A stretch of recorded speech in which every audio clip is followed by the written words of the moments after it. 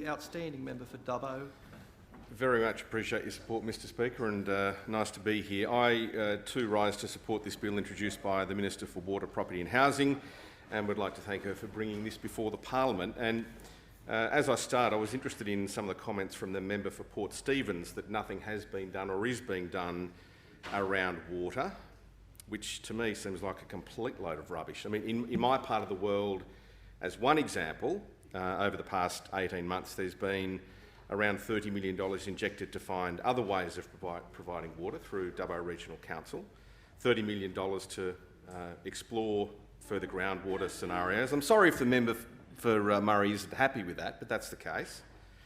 Also to look at future ways of dealing with water, like treated effluent, pipelines, $8 million for a coffer dam to access deep remnant water at Burrendong Dam. So suggestions that nothing has or is being done around water is simply misleading and shouldn't be taken into account.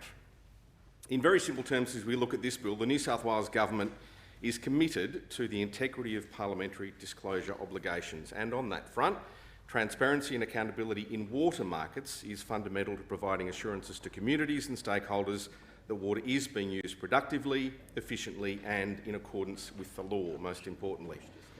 Transparency and accountability are critical to ensuring community confidence in the dealings of this very Parliament, and that relates to all members, no matter what political or ideological persuasion you might be from. This bill, the Constitution Amendment Water Accountability and Transparency Bill 2020, strengthens parliamentary disclosure, transparency and accountability by requiring the disclosure of water assets now as a pecuniary interest. Right now, members of Parliament are not actually specifically required to disclose water assets, or in fact any dealings with water assets under the disclosure regulations, but that, Mr Speaker, should change. This is one of the things I think most people in this House have agreed on today. I'd like to place on the record that I have in fact disclosed the stock and domestic bore that I have as part of my primary place of residence. It's not a very fancy bore. In fact, it's serviced by a beautiful old windmill. That windmill pumps to a holding tank and then reticulates to a couple of troughs for any stock to drink from. And I have had it mentioned, Mr Speaker, that I'm a bit old-fashioned having a dodgy old windmill, but that's just the kind of guy I am, and it serves what I need very well.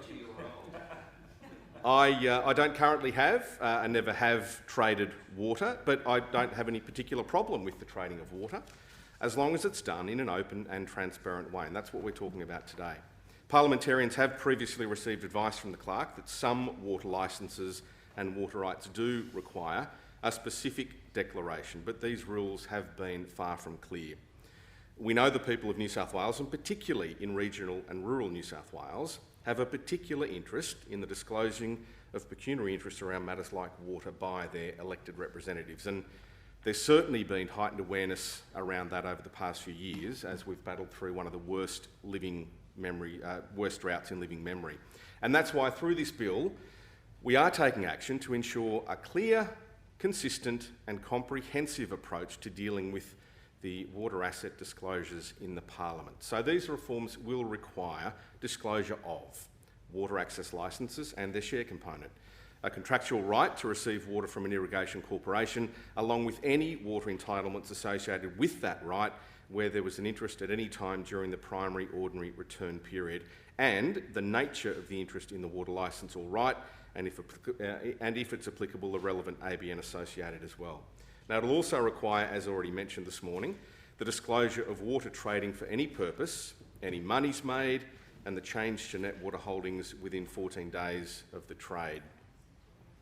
As was mentioned in a letter to the editor of the Deniliquin Pastoral Times last week, that is a significant point of difference to a bill that was put forward and has been referenced by the members, by a member of the crossbench that lapsed earlier this year. In that particular bill, there was no requirement for a Member of Parliament to declare when water was traded, nor disclose the value of any particular trade, which I think most people would agree is an interesting thing to omit from the bill that was supposedly about transparency.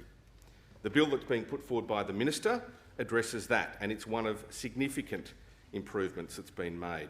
These requirements will clarify the existing disclosure obligations as they relate to water assets. Any water licence held must be declared, even if it is a stock and domestic licence. Any right to receive water through holding shares in an irrigation corporation must be declared. Any ABN associated with a licence or right must be declared.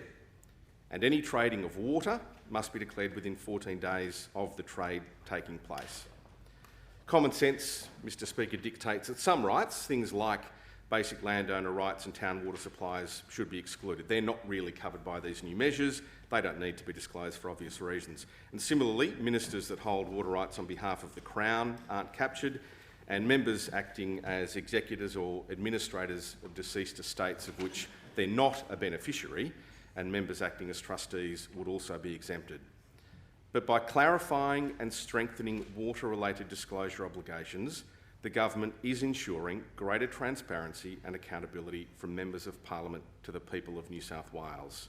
That can only be a good thing. Mr Speaker, I commend the bill to the House. I thank the member for Dubbo.